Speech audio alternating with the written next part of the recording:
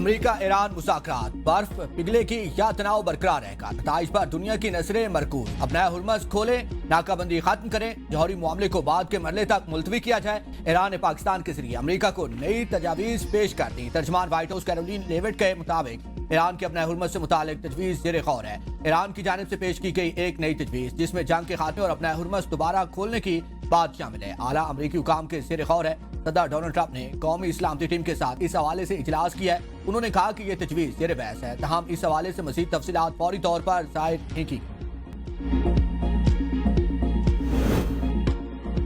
صدر ٹرمپ نے مذاکرات کی درخواست کی ہے، تہران درخواست پر غور کر رہا ہے۔ ایرانی وزیر خارجہ عباس اراغچی کی میڈیا سے گفتگو، کہا کہ امریکہ اپنا کوئی بھی مقصد حاصل نہیں کر سکا۔ ایرانی وزیر خارجہ عباس اراغچی کی روسی صدر پیوٹن سے ملاقات، مشرق وسطیٰ کی صورتحال پر تبادلہ خیال۔ روسی صدر نے کہا کہ ایرانی عوام اپنے ملک کی خود مختاری کے تحفظ کے لیے بہادری سے جدوجہد کر رہی ہیں، امید ہے کہ ایرانی قوم اس مشکل دور سے نکل آئے گی، خطے میں جلد امن قائم ہوگا۔ روس ایران اور خطے کے دیگر ممالک کے مفاد میں ہر ممکن اقدامات جاری رکھے گا۔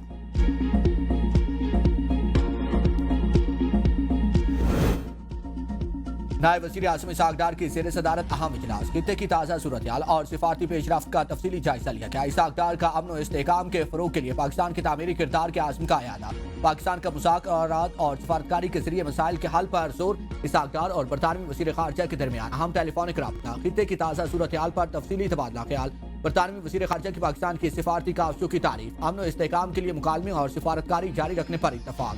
اسحاق ڈار کی مصری وزیر خارجہ سے بھی ٹیلی فونک گفتگو، مصری وزیر خارجہ نے مذاکرات اور سفارتی کوششوں کے فروغ میں پاکستان کے کردار کو سراہا۔ اسحاق ڈار کا کینیڈین وزیر خارجہ سے ٹیلی فونک رابطہ، خطے کی صورتحال اور امن و استحکام کے لیے جاری کوششوں پر تبادلہ خیال، دونوں ممالک کے درمیان اعلیٰ سطح روابط مزید مضبوط بنانے کی ضرورت پر اتفاق، امن و استحکام کے لیے سفارتکاری کے عمل کو جاری رکھنے پر زور۔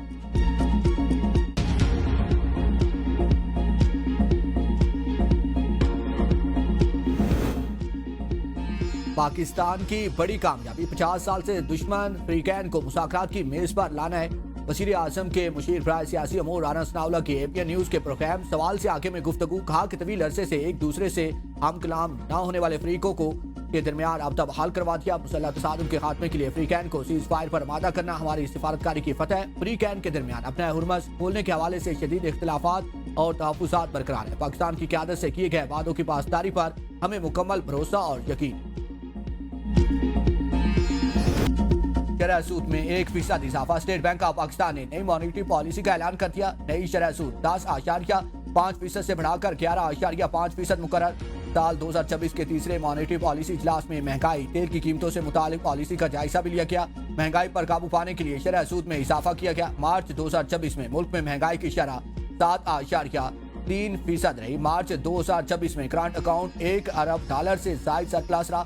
9 ماہ کا کرنٹ اکاؤنٹ $174 ملین سرپلس رہا۔ نئی شرح سود کا اطلاق 28 اپریل 2026 سے ہوگا۔ فیڈریشن چیمبر نے شرح سود میں اضافہ مسترد کر دیا۔ سینئر نائب صدر ایف پی سی سی آئی کا کہنا ہے کہ شرح سود میں 1% اضافہ توقعات کے برعکس ہے۔ ہمارا مطالبہ تھا کہ شرح سود کو کم کیا جائے۔ شرح سود میں اضافے سے ایکسپورٹ کو نقصان ہوتا ہے۔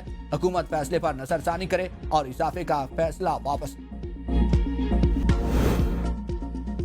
ورچوئل اثاثوں پر شکنجہ سخت، بغیر اجازت سروسز غیر قانونی قرار۔ پاکستان ورچوئل ریگولیٹری اتھارٹی نے ایڈوائزری جاری کر دی ہے۔ اسٹیبل کوائنز اور بلاک چین سروسز بھی ریگولیٹری دائرے میں شامل۔ کسی بھی پائلٹ یا معاہدے کے لیے پیشگی منظوری لازمی قرار۔ غیر منظور شدہ منصوبہ قانوناً آگے نہیں بڑھ سکیں گے۔ اداروں کو پہلے PVARA سے رجوع کرنا کی ہدایت۔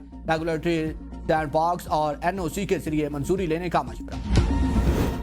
پاکستان کا ایران کو تجارت میں سہولت دینے کا فیصلہ، پاکستان سے کسی تیسرے ملک کے لیے تجارت کی اجازت دے دی گئی۔ وزارت تجارت کے ٹرانزٹ آرڈر کے مطابق نوٹیفکیشن کسی تیسرے ملک روانہ کی گئی ٹرانزٹ اشیاء کی نقل و حمل پر لاگو ہوگا۔ ٹرانزٹ اشیاء پاکستان کے ذریعے ایران کے کسی مقام تک پہنچائی جائے گی۔ بورڈ قاسم، خوزدار، دلبدین، تفتان، گوادر اور تربت کے راستے حکم نامے کا حصہ ہوں گے۔ اوشا، پنجگور، خوزدار، لاک پاس اور نوکنڈی کے راستے بھی حکم نامے میں شامل۔ وزیر تجارت جام کمال نے اقدامات علاقائی تجارت کے فروغ کے لیے اہم قرار دے دیا، کہا کہ پاکستان خطے میں تجارتی راہداری کے طور پر مضبوط ہوگا۔ جنگ بندی ہوتی نظر نہیں آ رہی، ہمارے پاس تیل کے اسٹریٹجک ذخائر موجود نہیں ہیں۔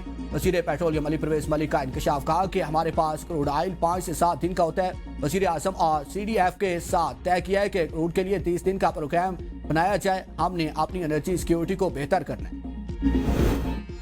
پانی پر بڑا تنازع پنجاب اور خیبر پختونخوا آمنے سامنے کے پی حکومت نے پنجاب سے 1947 سے اب تک کے پانی کے بقایا جات مانگ لیے کے پی حکومت نے گلیات کے پانی سے متعلق وفاق اور پنجاب کو خطوط بھیجے جن میں پنجاب حکومت سے 64 ارب 62 کروڑ روپے بقایا جات مانگے گئے ہیں۔ خط میں کہا گیا ہے کہ گلیات میں پانی کا بحران ہے، مری واٹر بورڈ غیر قانونی طور پر گلیات سے پانی ترسیل کر رہا ہے، کسی معاہدے اور معاوضے کے بغیر گلیات سے روزانہ 5 لاکھ گیلن پانی نکالا جا رہا ہے۔ گلیات ڈیولپمنٹ اتھارٹی کی اجازت کے بغیر ڈونگا گلی میں 20 لاکھ گیلن پانی کے واٹر ٹینک کی تعمیر روکی جائے۔ وزارت بین الصوبائی رابطہ دونوں حکومتوں میں معاہدہ طے کرنے میں تعاون فراہم کرے اور متعلقہ تمام چشموں، آبشاروں اور پانی کے ذخائر پر کے پی کا حق تسلیم کرے۔ خیبر پختونخوا کے حوالے کیا جائے۔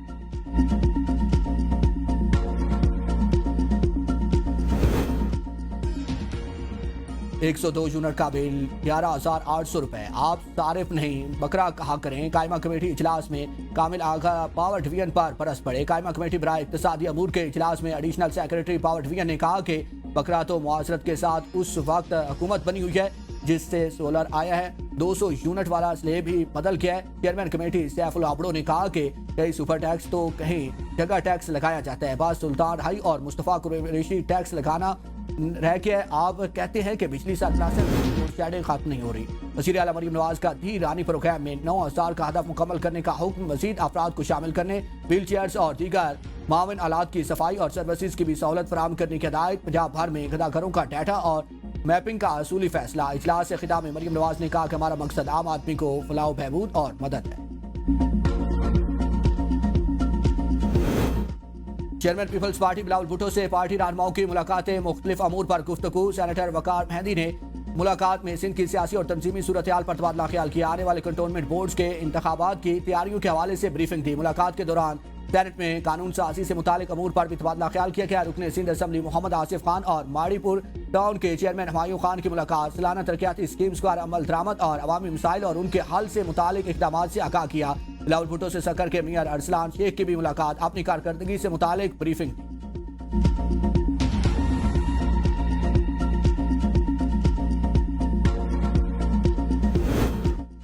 وزیر اعلیٰ خیبر پختونخوا سہیل افریدی کی اپوزیشن رہنما محمود خان اچکزئی سے ملاقات، پانی کی صحت و علاج، قانونی دستاویزات پر دستخط سے روکے جانے اور انصاف تک رسائی میں رکاوٹوں پر تفصیلی تبادلہ خیال۔ آئندہ بجٹ، NFC ایوارڈ، صوبائی حقوق، ملک کی مجموعی سیاسی صورتحال اور سیاسی انتقام پر مبنی مقدمات پر غور کیا گیا۔